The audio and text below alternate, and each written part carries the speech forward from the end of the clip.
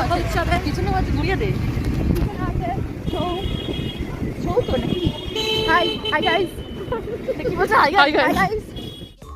Hello and welcome back to my channel Debarati diaries. আগের video থেকে তোমরা দেখে নিয়েছো আমরা এসেছি বাণীপুর লোক উৎসবে। এই মেলায় আমি আগে কখনো আসিনি, প্রথমবার এলাম, তাও অস্মিতার আমন্ত্রণে। এসে তো আমি অবাক, বিশাল বড় মেলা। এত বড় মেলা সত্যি কথা বলতে আমাদের ওদিকে তো হয় না। প্রচুর স্টল বসেছে আর কি পাওয়া যায় না, যা চাইবে সব এই মেলায় পাওয়া যায়। তোমাদেরকেও একটু ঘুরিয়ে দেখিয়ে দিই আমি কি কি দেখলাম। ও হ্যাঁ, যারা যারা আমার আগের ভিডিওটা দেখোনি তারা আমার এই যে চ্যানেলের নাম তার নিচেই দেখবে, ভিডিওটা দিয়ে দিয়েছি, ওখানে ক্লিক করে ভিডিওটা দেখতে পাবে।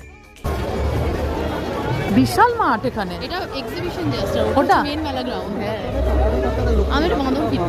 কি কিনবি? বাঁদর, হনুমান এরকম রেডি। বাঁদর কিনবে? এলিফ্যান্ট বেলুন দেখেছি আমি। বেলুন? এলিফ্যান্ট বেলুন আমার খুব ভালো লেগেছে এলিফ্যান্ট বেলুন। আমরা এই বেলুন আর বাদর কেনার আবদারকে সম্পূর্ণ পাত্তা না দিয়ে এগিয়ে চললাম। এইখানে দেখিয়ে দিই, এনারা এসেছেন বিভিন্ন জেলা থেকে। এনারা হাতে আঁকেন নানা রকম জিনিসের ওপর, ঘর সাজানোর জিনিস হতে পারে বা জামা শাড়ি ইত্যাদির উপরেও এনারা হাতে এঁকে তাদের জিনিসপত্র বিক্রি করেন। খুব সুন্দর লাগছিল দেখতে। এরপরে আমরা গেলাম এক্সিবিশনে, সেখানে দেখছিলাম দারুণ দারুণ সব আঁকা। তারপর নিজেদের একটু ফটো তুলে আমরা আবার এগিয়ে চললাম চা খাওয়ার দিকে। ভিড় প্রচন্ড বাড়ছে, আপাতত চা খাওয়ার জন্য দাঁড়িয়েছি আমরা। বিভৎস ঠান্ডা, একে দেখে বোঝা যাচ্ছে। এই যেভাবে কেন মুখটা এরকম করে এসছে কেন? ঠান্ডা। চা খেতে দাঁড়িয়েছি আমরা এখানে, কনকনে হাওয়া দিচ্ছে। এই যে চা খোর মানুষজন ওই ঠান্ডায় চা পেয়ে যে কি খুশি হয়ে গেছিল, আবার জানাচ্ছিল চায়ের কোয়ালিটি কেমন আর কোথায় কোথায় ভালো ভালো চা পাওয়া যায়। যাই হোক, আবার আমরা এগিয়ে চললাম। এই যে আরেকজন, যখনই আমি ভিডিও করি তখনই এরকম লাফিয়ে এসে যা খুশি তাই করছিল স্ক্রিনের সামনে। ওকে পাত্তা না দিয়ে এবার আমরা এগিয়ে চললাম যেখানে রাইডস আছে সেখানে।